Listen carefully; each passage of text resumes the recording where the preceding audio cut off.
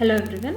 In the previous video we have seen how to install Python and where to execute Python programs, or how to execute Python programs using IDLE shell window script, like with the use of IDLE window.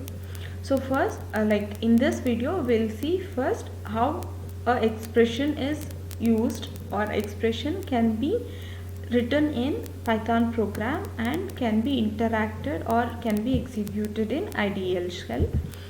So first one is entering expression into interactive shell. So we'll go for interactive shell. This is our interactive shell. So writing expression in interactive shell is very simple. So at the place of prompt,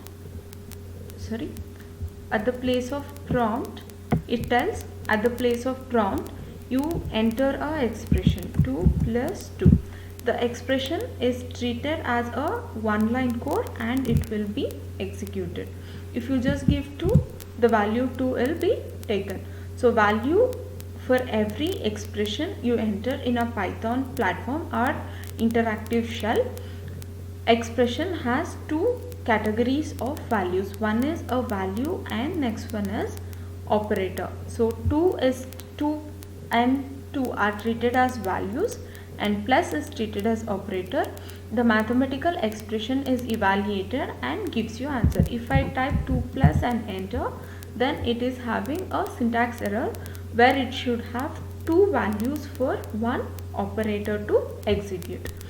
So next, there are list of operators that can be used in Python with its precedence or priority, which operator to execute first. So first operator executed always is exponent. So 2 power 3 is represented as 2 star star 3.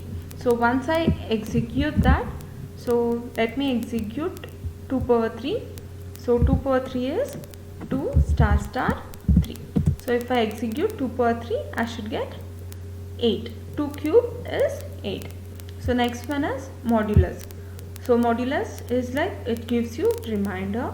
Next one is integral divider, means integral divider is a 1. If you divide 22 by 8, it is 2.75.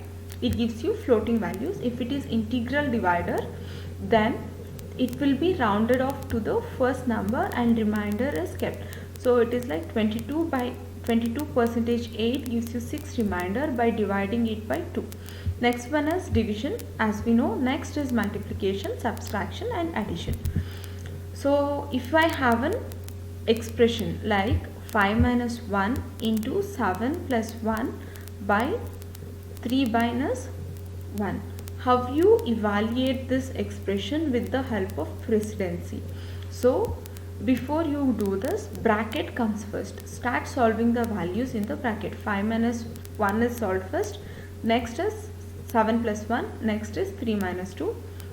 Out of this, division has highest priority. Solve division. Then multiplication. Find the answer. This is how expression is evaluated to single value. Next one is syntax error. So as I told you here, when I executed only 2 plus, I can find a syntax error where invalid syntax is found. For a proper syntax, I have to give two values with expression. What if I give only one value and one expression? Then it gives you syntax error. Same thing here. I have an example of 42 plus 5 plus star and 2, where there is two expressions given for two values without a separation of bracket or something, or it should have some more value. If I give this, it shows the syntax error.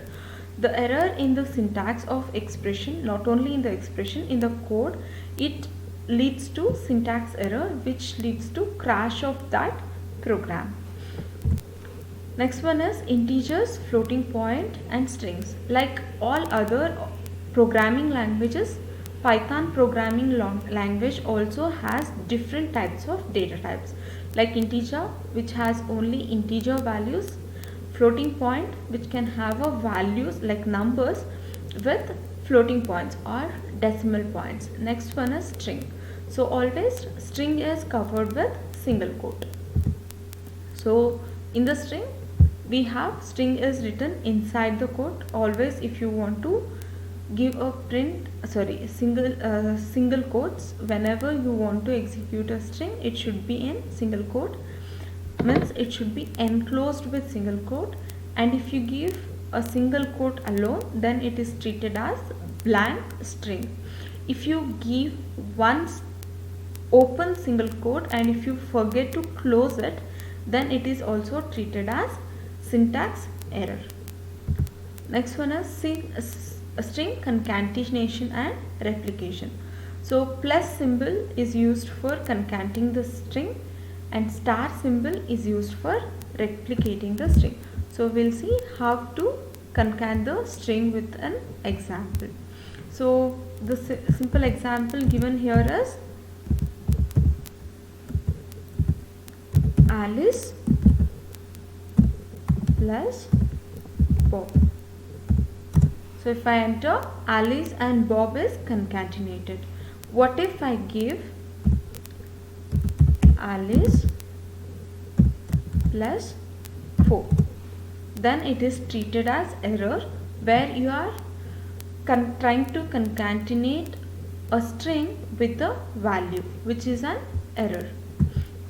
Next one is string replication. String replication is like writing a string many times. Here we use star operator for replication.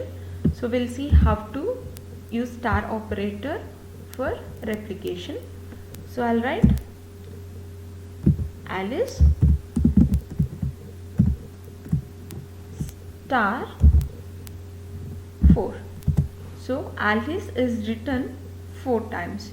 Alice 1 time, 2 times, 3 and 4 times. So it is used like this. And in the replication, in the concatenation, it is not allowed to use string plus value. In the replication, it is not allowed to use string and string. That is an error. Next one is storing values in variables. So we all know variable is an empty memory space where you can store the value. Like in the name of variable, there will be space allocated in the memory and the data can be stored in that memory allocation. Whenever you call the variable name, data from that variable name can be accessed. So here we have an example. Spam is a box where you can store 42. So if I take ideal, so I'll use spam as a variable equal to 40. So next time, instead of printing 40, I'll use spam. So the value under spam is 40.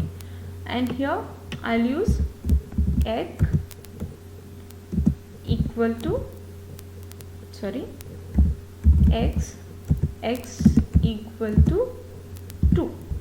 So I'll use spam plus egg. Enter. So spam plus egg, we have with the value of 42. So variables are the empty block or a name given to a memory block where you can store the values. So assignment statement is used to assign the value, and for the assignment statement we use equals, like a symbol called equals. So here we can even change the values assigned to the variable. So here at the first statement, spam is allocated with hello, and the next statement spam is allocated to goodbye. So what happens in the box, like if you consider spam as a box, hello was previously stored.